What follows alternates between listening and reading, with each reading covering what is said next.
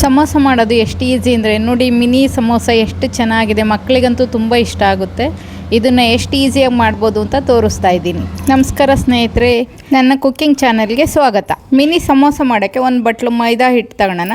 ಅದಕ್ಕೆ ಓಂಕಾಳನ್ನು ಉಜ್ಜಿ ಹಾಕೋಣ, ಅರ್ಧ ಸ್ಪೂನು ಕರಿ ಜೀರಿಗೆ ಹಾಕೋಣ, ಉಪ್ಪು ಹಾಕೋಣ, ಸ್ವಲ್ಪ ಎಣ್ಣೆ ಹಾಕಿ ಕಲಸೋಣ, 2 ಸ್ಪೂನಷ್ಟು ಚಿರೋಟಿ ರವೆ ಹಾಕೋಣ. ಇದು ಸ್ವಲ್ಪ ಕ್ರಿಸ್ಪಿಯಾಗಿ ಬರೋದಕ್ಕೋಸ್ಕರ.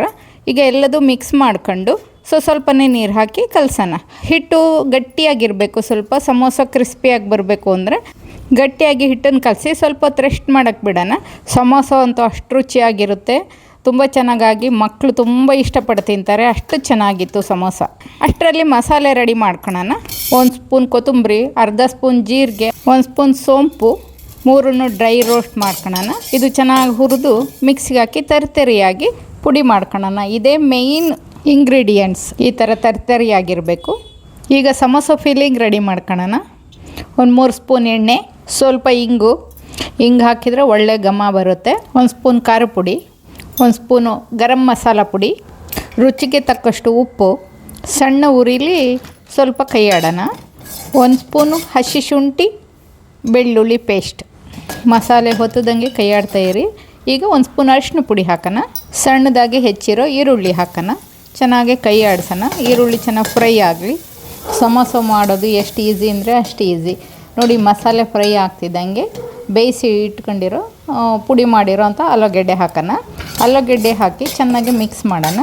ಚೆನ್ನಾಗಿ ಮಿಕ್ಸ್ ಆದಮೇಲೆ 1 ಸ್ಪೂನು ಮಿಕ್ಸಿ ಮಾಡಿದ್ವಲ್ಲ ಸಮೋಸ ಮಸಾಲ, ಅದನ್ನು ಹಾಕೋಣ. ಆಮೇಲೆ ಬೇಯಿಸಿದ ಬಟಾಣಿ ಹಾಕೋಣ. ಬಟಾಣಿ ಹಾಕಿ ಚೆನ್ನಾಗಿ ಮಿಕ್ಸ್ ಮಾಡೋಣ. ಚೆನ್ನಾಗಿ ಮಿಕ್ಸ್ ಮಾಡಿದ ಮೇಲೆ ಕಟ್ ಮಾಡಿ ಇಟ್ಕೊಂಡಿರೋ ಅಂಥ ಪನ್ನೀರನ್ನು ಹಾಕೋಣ. 1 ಬಟ್ಲು ಪನ್ನೀರು ಹಾಕೋದ್ರಿಂದ ಇದು ಮಕ್ಕಳಿಗಂತೂ ತುಂಬ ಹೆಲ್ತಿಯಾಗೂ ಇರುತ್ತೆ, ಇಷ್ಟಪಟ್ಟು ತಿಂತಾರೆ, ಚೆನ್ನಾಗೂ ಇರುತ್ತೆ. ನೋಡಿ, ಈಗ ಸಮೋಸ ಫಿಲ್ಲಿಂಗ್ ರೆಡಿ ಆಯಿತು. ಇದಕ್ಕೆ ಸ್ವಲ್ಪ ಕೊತ್ತಂಬರಿ ಸೊಪ್ಪು ಹಾಕಿ ಮಿಕ್ಸ್ ಮಾಡಿದರೆ ರೆಡಿ. ಈಗ ಸಮೋಸ ಹಾಳೆ ರೆಡಿ ಮಾಡ್ಕೊಳ್ಳೋಣ. ಸಮೋಸ ಹಾಳೆಗಳನ್ನು ಪೂರಿ ಸೈಜಿಗೆ ಮಾಡ್ಕೊಳ್ಳೋಣ. ಹಾಳೆಗಳನ್ನ ಅಕ್ಕಿ ಹಿಟ್ಟು ಹಾಕಿ ಉದ್ಕೋಬೇಕು. ಆವಾಗ ಕ್ರಿಸ್ಪಿಯಾಗಿ ಚೆನ್ನಾಗಿ ಬರ್ತವೆ. ಒಂದು 10 ಹಾಳೆಗಳನ್ನ ರೆಡಿ ಮಾಡ್ಕೊಂಡು ಆಮೇಲೆ ಫಿಲ್ಲಿಂಗ್ ಮಾಡ್ತಾ ಹೋಗೋಣ. ಪೂರಿ ಸೈಜಿನ ಹಾಳೆ ರೆಡಿ ಆದಮೇಲೆ ಕರೆಕ್ಟಾಗಿ ಮಧ್ಯಕ್ಕೆ ಕಟ್ ಮಾಡೋಣ. ಕಟ್ ಮಾಡಿ ಎಡ್ಜಿಗೆ ನೀರನ್ನು ಹಚ್ಚೋಣ. ನೀರು ಹಚ್ಚಿ ಸಮೋಸ ಕೋನ್ರು ರೆಡಿ ಮಾಡೋಣ. ಈಗ ಎಡ್ಜಿಗೆಲ್ಲ ನೀರು ಹಚ್ಚಿದ ಮೇಲೆ ಅದರಲ್ಲಿ ಫಿಲ್ಲಿಂಗ್ ತುಂಬೋಣ. ಇದು ಚಿಕ್ಕ ಸಮೋಸ ಆಗಿರೋದ್ರಿಂದ ಫಿಲ್ಲಿಂಗ್ ಮಾಡೋದು ಸ್ವಲ್ಪ ರಿಸ್ಕ್ ಅನಿಸುತ್ತೆ, ಆದರೆ ಈಸಿಯಾಗಿ ಮಾಡ್ಬೋದು. ನಿಧಾನಕ್ಕೆ ಮಾಡಿ ಈ ಥರ ಫಿಲ್ ಮಾಡಿ ಪ್ರೆಸ್ ಮಾಡಿದರೆ ಸಾಕು. ಗಟ್ಟಿಯಾಗಿ ಉಳ್ಕೊಳ್ಳುತ್ತದು. ಹಸಿ ಮಾಡಿರ್ತೀವಲ್ಲ ಮೈದಾ ಹಿಟ್ಟು, ಬೇಗ ಅಂಟುತ್ತೆ. ಈಗ ಸಮೋಸ ರೆಡಿ ಆಯಿತು. ಇದೇ ಥರ 10 ಸಮೋಸ ರೆಡಿ ಮಾಡ್ಕೊಂಡು ಆಮೇಲೆ ಫ್ರೈ ಮಾಡೋಣ.